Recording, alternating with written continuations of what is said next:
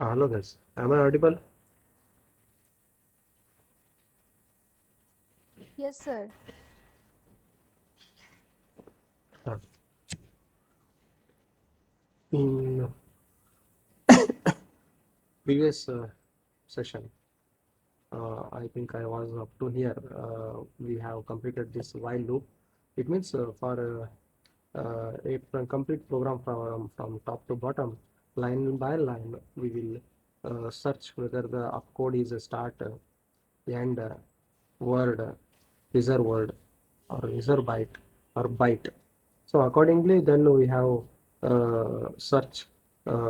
We search this symbol table or else OP tab. Okay, sim tab or OP tab, and we take the required action. Then in first pass, just we are defining the symbols. It means we are just saving our symbols and their addresses.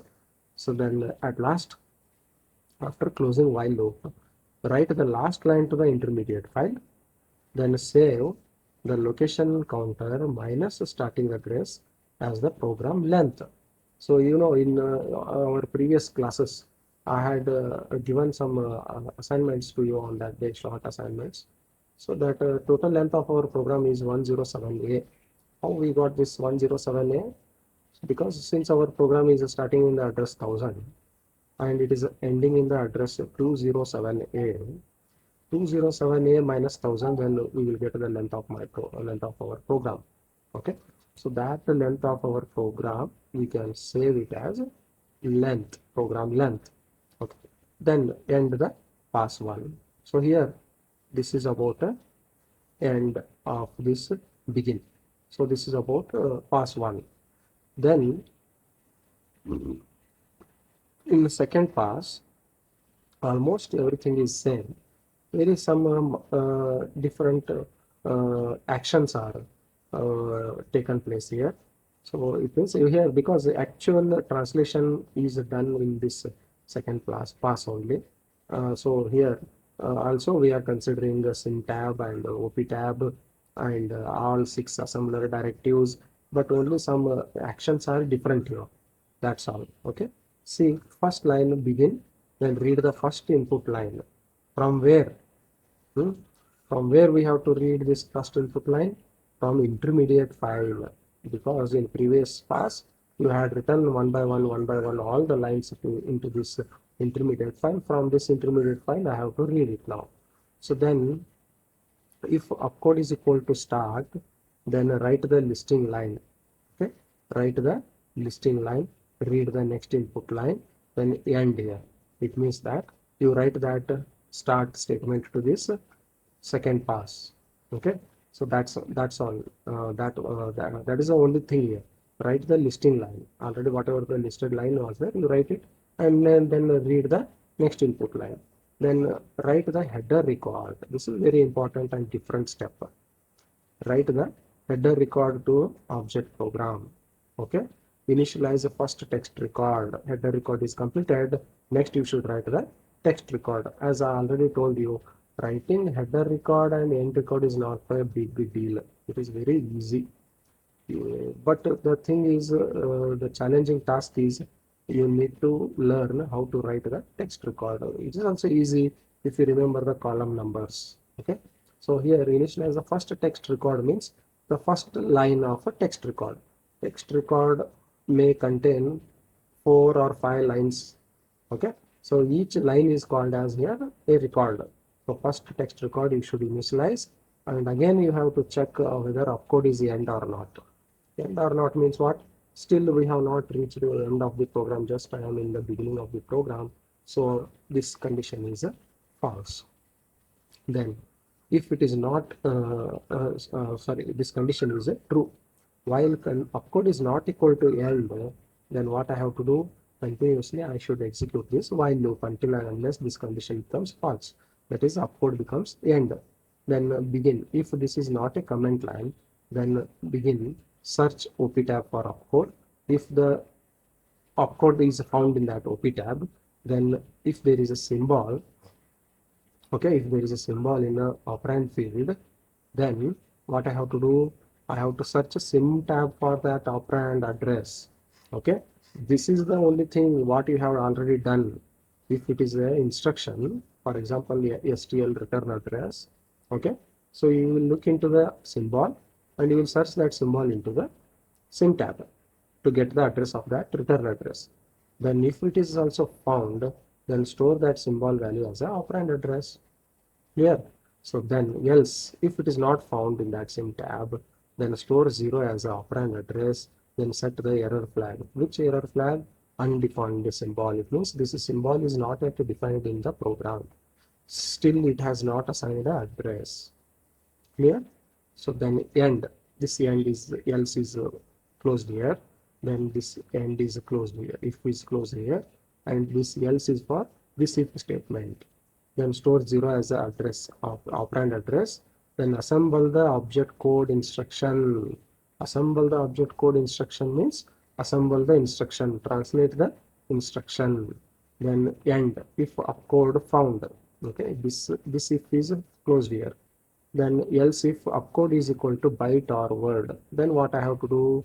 I have to convert these constants to object code. Both of them I considered in only one condition, if condition, not like previous pass1 algorithm.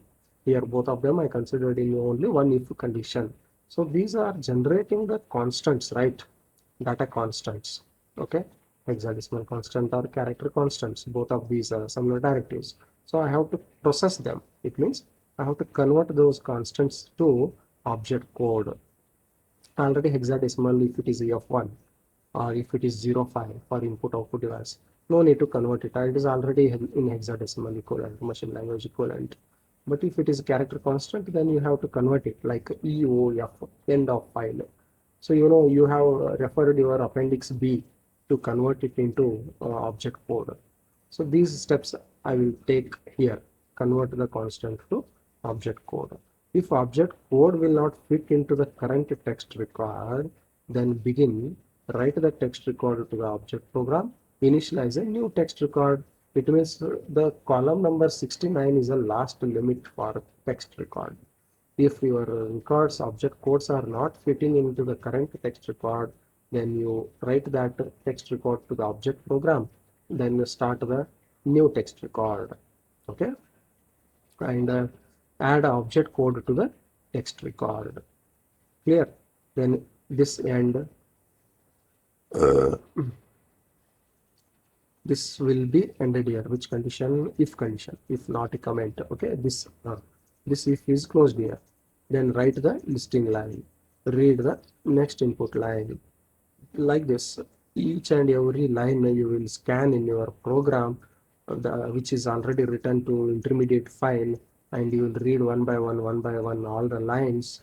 Then you will write it into the pass2, okay, or object program. Then end that while loop. Then write the last text record to the object program. When this condition becomes false. When it becomes false, opcode is end, right? At that time you will come out of this while loop and you will write that last text record to the object program. Write the end record also to the object program. Then write the last listing line. Last listing line means all lines you will properly arrange and write them. And then last is a end. Which end it is? This begin is a ending here. That is pass2. Pass2 is a ended here. So this is about the algorithms pass1 and pass2 algorithm. So the common thing is you will have to consider 6 assembler directives here: start, end, byte, reserve byte, word, reserve word. And also you should consider 2 data structures, sim tab and op tab. But the only difference you should compare and you should find out it, and you should write on your own in your exam. If they ask any one of them, definitely they ask either pass1 or pass2 algorithm for 8 marks. Okay, so don't be scared, sir, this much lengthy program algorithm is there, how to remember? No need to remember, no need to by heart also. Just understand already whatever you have done previously, the same thing you are writing here in the form of algorithm. Okay, so just remember, don't be scared. So this is about the pass1 and pass2 algorithm. In pass1 we simply just define the symbols. It means we just concentrate on address of the operands and the location column, that is LOC column. Okay, but in pass 2 we are doing our actual translation. Okay, so translating the assembly program into low level program. Okay, so very important question. Next, I will move to machine independent assembler features. Next topic. Here nothing is there. The same program, whatever you had written for SIC, the same program I write here for a SIC XE machine.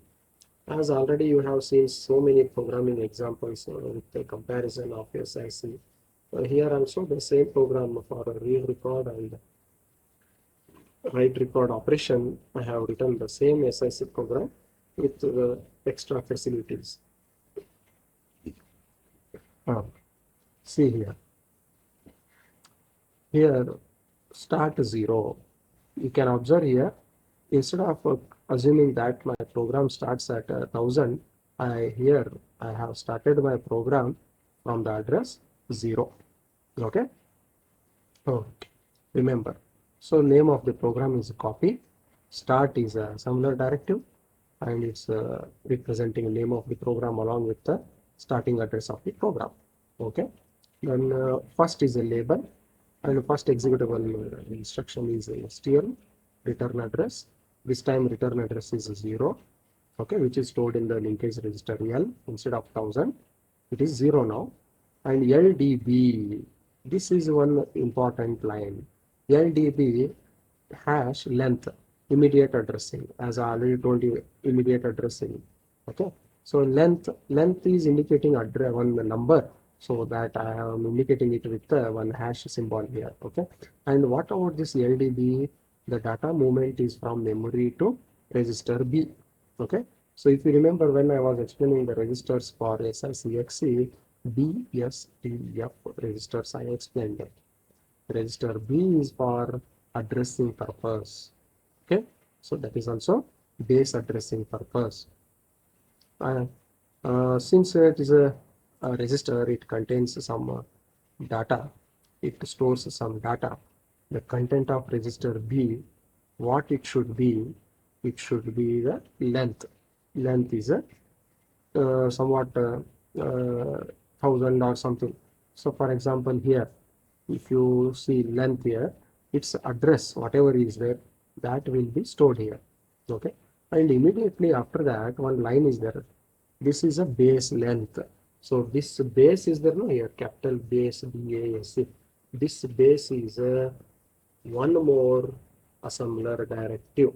Remember, okay, already 6 assembler directives you know. In addition to those 6, this is also one more assembler directive base. What is the use of this one? In a base register, what should be stored? Which value should be stored? This will be decided by the programmer itself, that is we. But program counter is also one register, right? PC. That we cannot store any value in that PC, because it is not in the control of a programmer. It is in the control of an assembler itself. So program counter register always stores the address of the next instruction to be executed. Okay, but the base register, the content in the base register, what value I should store, that is up to me, being a programmer. I can tell to that assembler to store some value into this base register. Now I am telling to assembler to store the length value in the base register B. And until and unless you don't get next one more base statement in your program like this, that same value will be present in that base register B. Okay, your programmer is telling to assembler in B, I want to store length value. So B register is containing now the length value until you get the next base statement like this. So once you get one more base statement like this somewhere in the future of your program, at that time this length value will be deleted from B and a new value will be stored there. So main purpose of this B is for addressing purpose. Okay. So apart from this, there is one more use is there for base register, that is to store any other temporary value like S and T registers, which are general working registers. So in B also we can store some any other value. At that time, what you have to do? So I don't want to use the base register for addressing purpose. Okay. So at that time, what you have to do? You should once again clearly mention in your program as a I don't want to use base register for addressing purpose. I want to use it for some other purpose. At that time, you should indicate it by writing one more assembler directive like this. That assembler directive is called as no base. NOBACE, no base. Base and no base are new assembler directives what you are learned today. Base assembler directive is used by the programmer. Since the content of the register B, what should be the content of register B?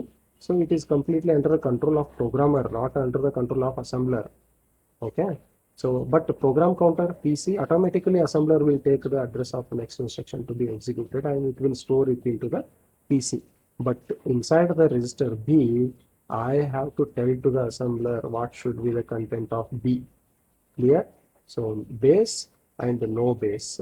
So base register content will be present there only until we get the next one more base statement in my program. So if I don't want to use this base register B for addressing purpose, I want to use it to store some any other temporary value. At that time, it means I want to I want to take back the power of that base register, and then I should mention it with one more assembler directive, that is no base. Clear now? So okay. Next, C loop plus J sub read record. Are you observing here? Plus is there. Plus is prefixed. It means that we have to assemble, we have to translate this J sub instruction with the help of format number 4. Okay. Okay. Then LDA length. Load the length. Load the length into the register A and compare that A with the 0. Okay. Then JEQ end file plus J sub write record. Once again, fourth instruction format. JC loop LDA EOF STA buffer. Okay. LDA #3. Same. Everything is same. Whatever the logic you have already used, the same logic you are using here. The only difference is facilities are more here. Immediate addressing is there, indirect addressing is there, format number 4 is there. Okay. So these all things I am just focusing and highlighting here, that's all. Okay. So plus J sub write record J at the rate return address. At the rate is there. It means that you can assemble or translate this J instruction into object code by using indirect addressing. Okay. Indirect addressing. Then byte CEOF reserve byte 4096 like this. Clear X, clear A, clear S. Here for looping purpose I am using some other registers here, X and S. And already I think you know A. What is the use of A? It is for accumulator operations, accumulator register for arithmetic operations. X is a index register for indexing purpose. S is a general working register to store some any temporary value. So plus LDT, fourth instruction format. Okay. So like this TD test input device, JEQ, RD, COMPR, COMP, but it is COMPR. It means register to register instruction. We are comparing two registers here, A and S, JEQ, STCH, TIXR. This is also register to register instruction instead of TIX. Here we are using TIXR for looping purpose. then a JLT, STX, R sub, byte, clearx, LDX, LDT, TD, JEQ, LDCH, WD, TIXR, JLT, R sub, byte, end. Every logic, everything is same here. The only thing is some extra facilities just we are using here. Okay. So because of this register to register instruction instead of register to memory instruction, our program execution will be fast. Only thing is the fast execution of the program. Sir, how it will become fast, sir? Because if you want to fetch any data from memory, it is very slow process actually. Instead of fetching the data from memory, you fetch that data from register.